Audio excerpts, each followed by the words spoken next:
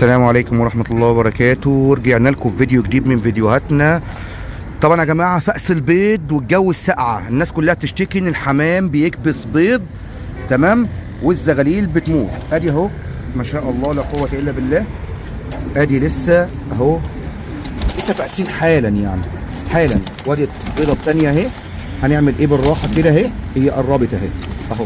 بصوا يا جماعة هيخرج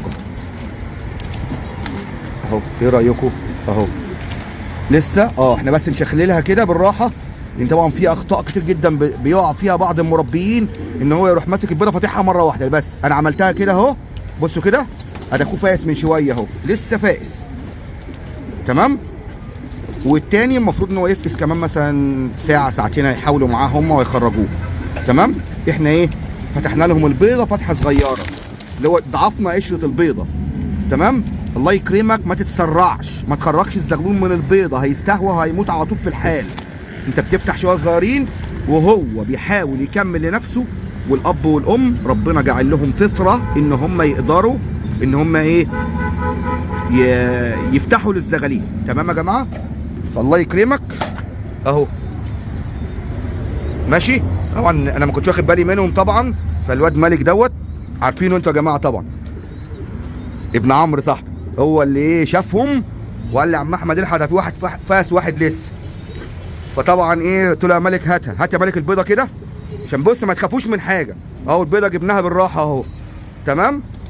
هنوريكم اهوت. ارفع يا مالك، ارفع. بصوا يا جماعه الزغلول صاحي جوه اهي، صاحي اهو. ايه ده يا مالك، ثبت ايدك، صاحي اهو. بصوا يا جماعه فاتح بقه عمال يتنفس ازاي، بس لسه عليه ميه من جوه، اللي هو السائل الزلالي اللي بيبقى على البيضه، اللي هو المفروض بيتغذى عليه.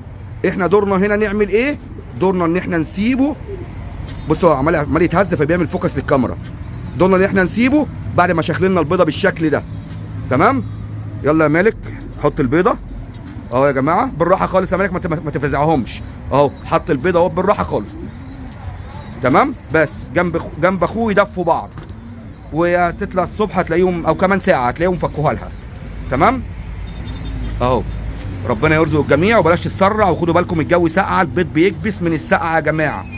نحاول نحط تحديق في الطواجن عشان الطير ياخد البيض تحت منه في حجره ويدفيه زي ما احنا عاملين كده تمام.